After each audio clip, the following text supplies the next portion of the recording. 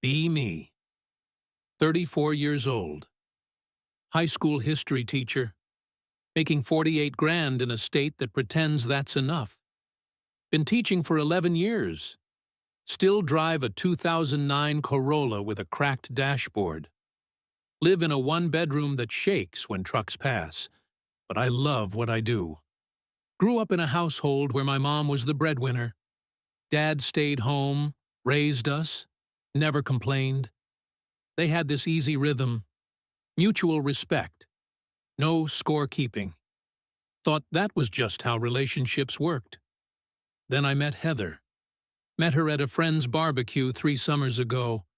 She was 29, worked in pharmaceutical sales, made about 85 grand with bonuses. Beautiful smile, confident walk. The kind of woman who looks at you like you're interesting. She walked up while I was manning the grill. "You look like you know what you're doing." I shrugged. Years of practice burning hot dogs. She laughed. Actually, laughed. Not the polite kind. Handed me her drink to hold while she took a photo of the sunset. Never asked for it back. We talked for 2 hours. First date was a casual dinner. She insisted on splitting the check. I thought that was refreshing. Second date, same thing. Third date, she paid entirely. Because I picked last time and I make more. I was stunned, in a good way. She asked about my job, really listened. Told her about teaching the Civil War to kids who think it was about states' rights. She laughed again. God, I must have the patience of a saint. 6 months in, we moved in together. Her apartment, twice the size of mine. We split rent proportionally based on income. She paid 60%. I paid 40%. She calculated it herself. Fair is fair, she said. I felt like I'd won something. The first year was incredible. She'd come home from sales trips exhausted. I'd have dinner ready. She never once made me feel less than. Never mentioned the income gap. We were partners. She'd grab my hand in public. Introduce me proudly. "This is Marcus. He teaches history. Shapes actual minds instead of selling pills." Her friends loved me. Or so I thought. Around month 14, things started shifting. Her co-worker Diane got promoted. Big promotion, corner office, company car. Heather came home different that night. "We should celebrate." "Sure. What's the occasion?" "Nothing. Just us." She was distant the whole dinner. Few days later, she mentioned her friend Chelsea's husband. He just made partner at his firm. Bought her a Tesla for their anniversary. Isn't that sweet? I nodded. Yeah, that's generous. She looked at me for a beat too long, then went back to her phone. Little comments started appearing. "You know, my dad was an engineer. Provided really well for my mom. She never had to worry about anything." Okay, I didn't know what to say. Teaching is noble, though. Noble. She said it like consolation. Month 16, her sister got engaged. Massive ring. 4 carats. Her fiancé was some tech guy. Heather showed me photos at dinner. "Look at this rock." "Yeah, that's impressive." She stared at her own hand. Bare. We hadn't talked about engagement. I thought we were on the same page. Apparently, there were multiple pages. Things started getting weird. She'd make suggestions disguised as observations. You know, coaching pays really well on the side. Some teachers do tutoring for rich kids. My cousin's husband sells insurance part-time. I told her I was happy with teaching. 40 hours, summers off, fulfilling work. She nodded slowly. Of course, that's what matters. But her face said something else. The proportional rent split started shifting. "Maybe we should just split it 50-50, she said one night. "It's simpler. But I make almost half what you do." She shrugged. "Relationships aren't about money." I agreed reluctantly. My savings started draining. Then came the comments about my car. Your Corolla is kind of embarrassing. She said it casually, like an observation about weather. It runs fine. I'm just saying, when we visit my parents. I got it. I was an embarrassment. Month 18, something shifted hard. We went to her company party. Everyone in suits, nice dresses. I wore my best blazer, the one I bought for job interviews. Her boss came over. So this is the teacher. He said it with quotation marks I could hear. Heather laughed nervously. He's amazing with kids. Not with adults, though, right? Everyone laughed. I smiled because what else do you do? On the drive home, she was quiet. Finally, she spoke. My boss asked why you didn't go into something more lucrative. I said you were passionate about education. He said, That's sweet. Sweet? There's that word again.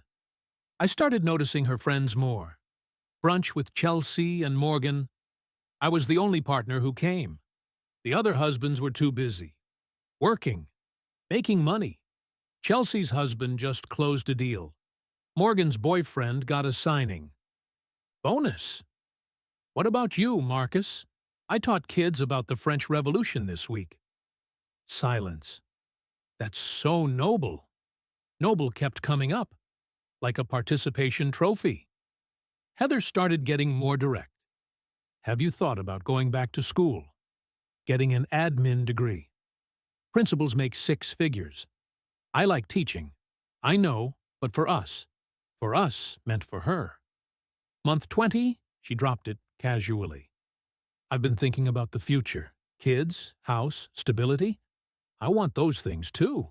She hesitated. Can we afford them on your salary? My salary. Not our income. My salary. I pointed out she made almost double. She looked at me like I'd insulted her. That's not the point. What's the point? I shouldn't have to be the provider. You're not. We split everything. She shook her head. That's exactly the problem. I was confused. Genuinely confused. Month 22, her mom visited. Sweet woman. Traditional views. Pulled me aside after dinner. Marcus, can I be honest? Sure. Heather deserves security. She's worked so hard. She shouldn't have to support a man. Support. I paid 50% of everything. Sometimes more when she forgot to Venmo me back. But I didn't say that. I just nodded. After her mom left, Heather was different. Colder. More critical. You know, if you got certified in something, there are programs for teachers. You could transition to corporate training. Make real money. Real money. Not fake teacher money. I started doing math. I contributed equally to bills. Did more than half the chores. Cooked most dinners. Never asked her to fund my lifestyle. But somehow I was the burden. Month 24, the conversation happened. We need to talk about our future. Okay. I don't think I can marry someone who makes what you make. I blinked. You make almost 90,000. That's not the point. What is the point? I want a partner who can match me. Match you how? Financially? You make more. And I always will at this rate. She said it like a verdict, guilty of insufficient ambition. I asked what she wanted me to do. Go into admin, corporate, give up teaching. She said it wasn't giving up, it was growing up. I slept on the couch that night. First time in 2 years. Week after, I called my buddy James. He'd been through something similar. Dated a lawyer for 3 years. She left him for a partner at her firm. Dude, she doesn't want a partner. She wants a provider. But she makes more than me. Doesn't matter. She wants you to make more, so she doesn't have to feel bad about wanting a traditional man while pretending she doesn't. That sentence broke my brain. I thought about it for days.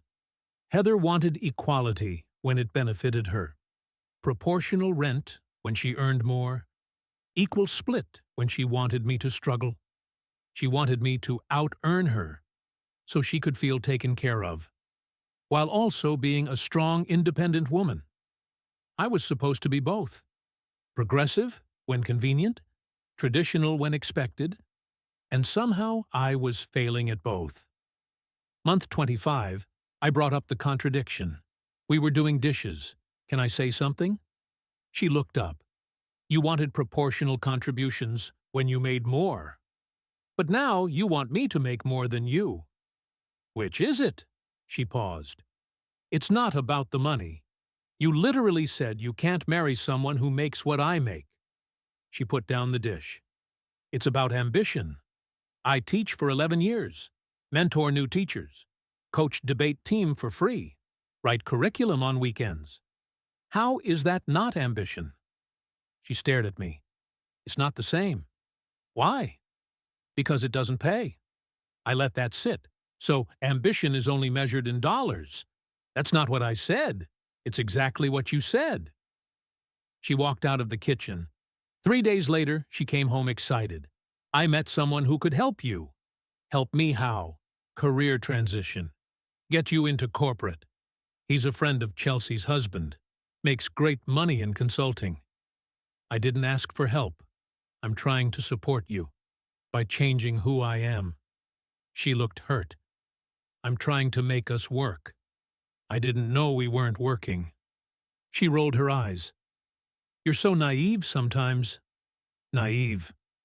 Because I thought equal partnership meant equal. Month 26, I started pulling back. Not revenge, just exhaustion. Stopped offering to cook every night. Stopped picking up her dry cleaning.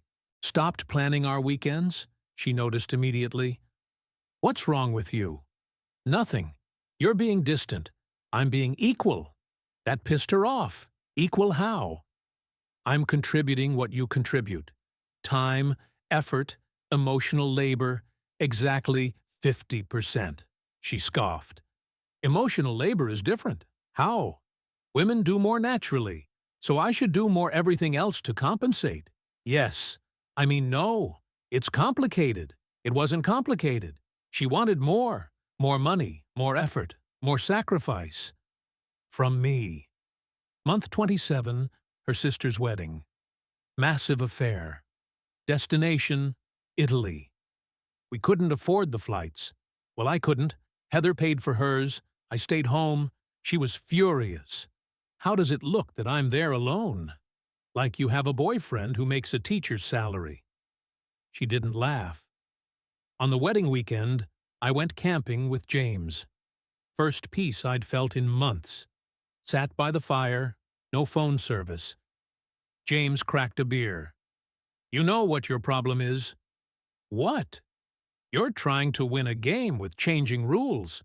She wants you to be more successful than her. But not so successful, you threaten her. Progressive enough to do dishes, but traditional enough to pay for everything. That's impossible. Exactly. I stared at the fire. So what do I do? Stop playing. I went home Sunday night. She was already back, jet-lagged, irritable. My sister asked where you were. Camping. Camping instead of my sister's wedding.